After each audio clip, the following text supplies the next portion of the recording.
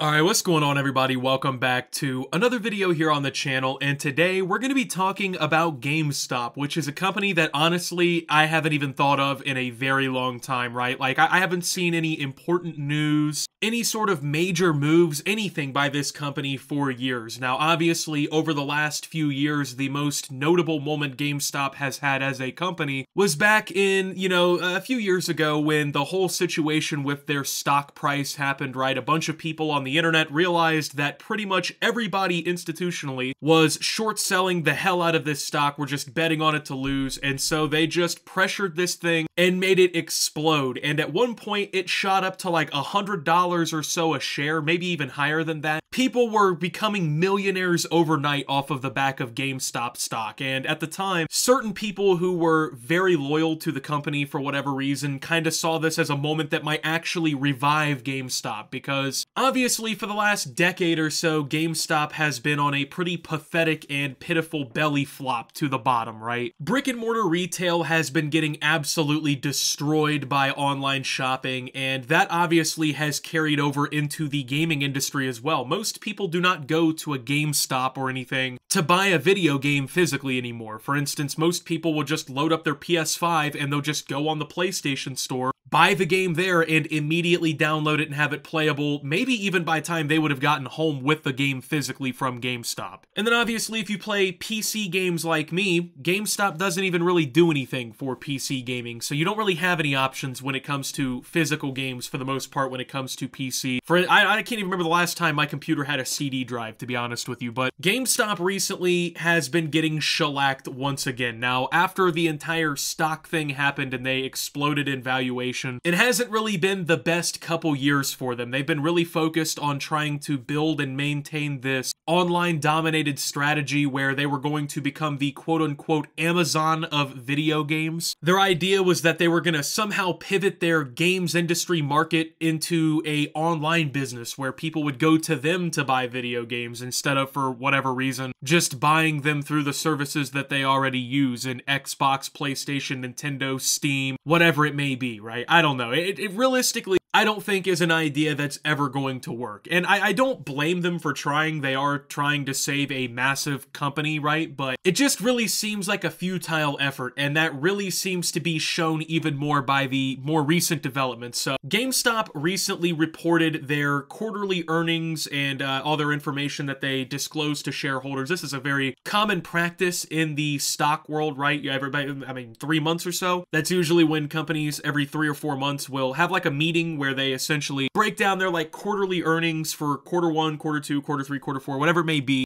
kind of give the investors a little bit more of an idea as to what's going on in the company. And well, recently GameStop did that, and well, it just did not go well for them. They had nothing really but bad news to share, and it actually ended up destroying the stock value of GameStop, which has already been completely shellacked since, like I said, their whole big stock fiasco a few years ago. So GameStop fell about 19% on Thursday and was set for its worst session in 2 years after the surprise exit of a CEO handpicked to lead its online expansion fanned concerns about the video game retailer's ailing business. The ousting of former Amazon.com executive Matt Furlong came alongside top shareholder Ryan Cohen's appointment as the executive chairman of a company that he turned into a favorite of meme stock traders with promises of a digital pivot. Yet GameStop was set to erase half of its gains for 2023 and about $1.3 billion in market value, with one analyst saying management change has been the only constant in recent years. Quote, "It's hard to have an opinion with no earnings call, little to no investor communication, and a lack of consistent strategic vision," Andrew Erkowitz of Jefferies said. Quote, "One consistency remains, changes at the top. Over the last 5 years, GameStop has had 5 CEOs and 3 CFOs. So this is a pretty bad piece of news, obviously, for GameStop.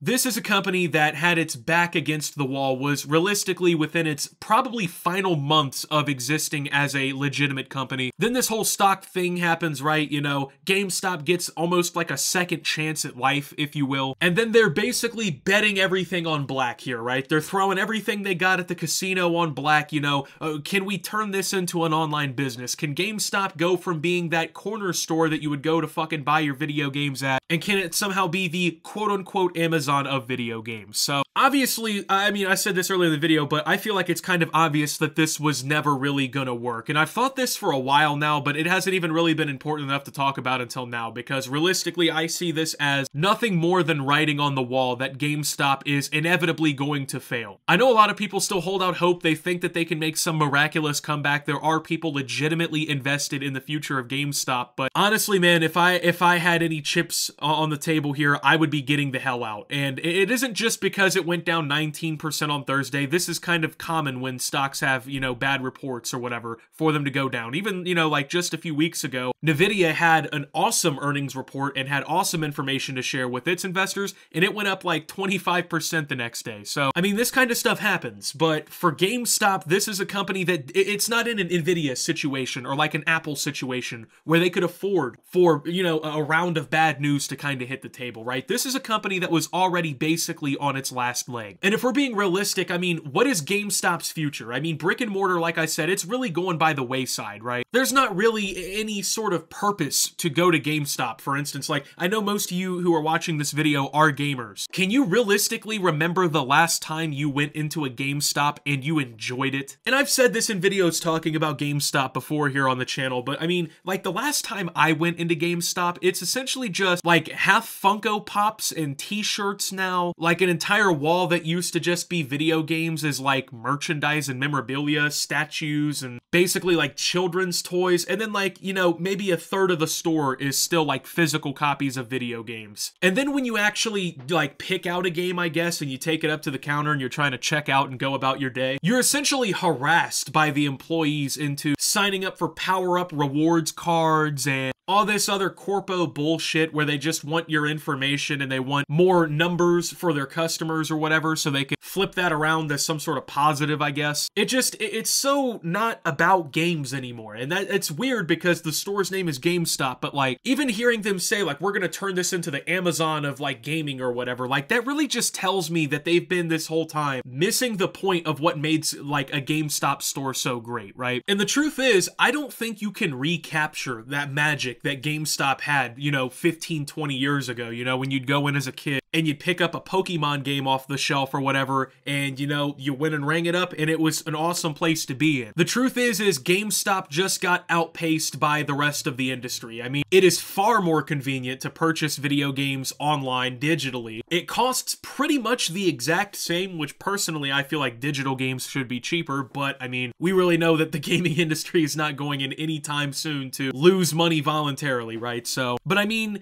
there's just no real inherent benefit to going into a GameStop and getting a game physically anymore. And I mean, you look at the top of the ladder and it's apparent that even the people who are supposed to be running this company and pulling it up out of the mud and getting it back into a position where it's, you know, viable again, even they don't believe in the future of this company. Do you really think it's a coincidence that 5 CEOs have come and gone in 5 years? I mean, take a look at most successful companies and see how often they change at the top. I mean, Apple, for instance, right? It's one of the most successful companies of all time. Tim Cook has been the CEO of Apple since 2011, right before Steve Jobs unfortunately passed away from cancer. He has been the CEO of Apple for 12 years now, right? And he was realistically only put into CEO position probably because of the situation with Jobs, but that's part of life, you know, people get sick and shit happens. But the point is, companies that are successful and actually have like a bulletproof, solid strategy going forward that really have everything they need to compete, they don't constantly have this turnover at the top. You're telling me that not one of these 5 CEOs could hold out for realistically, what, like 2 to 3 years and get this company going where it needs to? And it wasn't like these people that were getting cycled in were just, you know, nobodies who had no idea what they were doing. They brought in people from Chewy.com, which I think is like a pet store kind of thing online. They got cycled through pretty quickly. I mean, even Matt Furlong here, he's a former Amazon.com executive, you know, one of the most successful companies of all time. That is somebody with experience, you know, it was somebody with the ability to run a company, and he couldn't save GameStop. So a dude who worked for Amazon realizes, hey, I can't save GameStop, I'm out the door. Who else is going to come in now and take this position? Who else is going to come and risk their reputation and their career on GameStop? Because if you're the CEO CEO that walks into GameStop and you hang on for dear life and you go down with the ship, that looks bad on you. That looks bad on your resume, you know what I mean? So who exactly is gonna step in and fill this role now? And even then, they can fill the role all they want. Inherently, GameStop is a product of the past. Let's just call it what it is. It's almost like Blockbuster, okay? They got beat by Netflix because they didn't want to compete and they didn't see the future. Now Steam Marketplace, you know, EA, all these other companies, PlayStation, even like Google and Apple have games and like arcades or whatever. All these other companies have passed the need for a GameStop. I mean, physically, when I think of a lot of businesses or companies, I think of three things, okay? You got your quality of product, you have your pricing, and you have convenience. When you think of things like drive-thrus in restaurants, right? These came along because they're super fucking convenient. The price of fast food is cheaper than most restaurants, and most fast food is at least at a quality consistency where people will want to eat it, right? So, I mean, same thing with Amazon. The quality of their products is always pretty good. Amazon Prime revolutionized shipping because of how convenient it was, and they price things extremely competitively with the competition, if not sometimes having better deals than the competition, right? For GameStop, they don't check any of those three boxes. The quality of their products is not any better than what you could get through a digital marketplace. You get harassed for corpo bullshit when you walk through the door. It's actually less convenient than buying a game through like the digital marketplace, and the pricing is the exact same. So like at the end of the day, what exactly is your benefit? And that's realistically to me the reason why GameStop doesn't have a chance. They don't have a product that they can sell people on anymore. They don't have a reason to get you to come through the door. And so I feel like it's realistically only a matter of time. I mean, sure, the stock, it's been trending downward over the last few years, so once again, it's only a matter of time. They might have a couple, I guess, breakout news stories where everybody gets all excited again. Oh, is this the return of GameStop? Can they really bring it back this time? But within the next 3 to 5 years, I just don't see them existing as a company. I mean, I don't know how much money they have on hand. I don't know how long they can realistically hold out as of right now, but I mean, their earnings numbers were worse than expected. They had a bigger than expected loss. It was their 4th straight fall in quarterly revenue on Wednesday, and I mean, that's a year straight of, you know, worse and worse losses every quarter. That's not good. Like, that is very horrible for the outcome of your company. And I mean, the writing is just on the wall. It's just on the wall. There's no way back. And I hate to say it because I have a lot of fond memories of GameStop when I was a kid, you know, going in there with my dad or, you know, with my mom or whatever, you know, if I got good grades in school or something, going and getting a new game. That kind of stuff was always cool, but like, that's just part of the past, man. It's like just the way that I enjoyed the smell of the popcorn and candy and like the movies of Blockbuster when I was a kid. That's just not something that exists anymore. It has no purpose in modern society, at least to be on the scale that it was, right? It will never be that Blockbuster again. We will never have this GameStop ever again. It's just the way it is, man. I mean, if they did something earlier to try and compete, that could have changed everything, but they stuck to their ways too long and they tried to get into the internet game way too late. So with that being said though, thank you guys for watching. If you did enjoy, make sure to leave a like, subscribe if you're brand new around here on the channel, follow me over on Twitter and Twitch at @SubToOptimus. Make sure to check out Shoptimus down below. Thank you to my Watch Optimus subscribers. Your support helps the channel tremendously. And until my next video, guys, this is Optimus, well, talking about GameStop being doomed and signing out.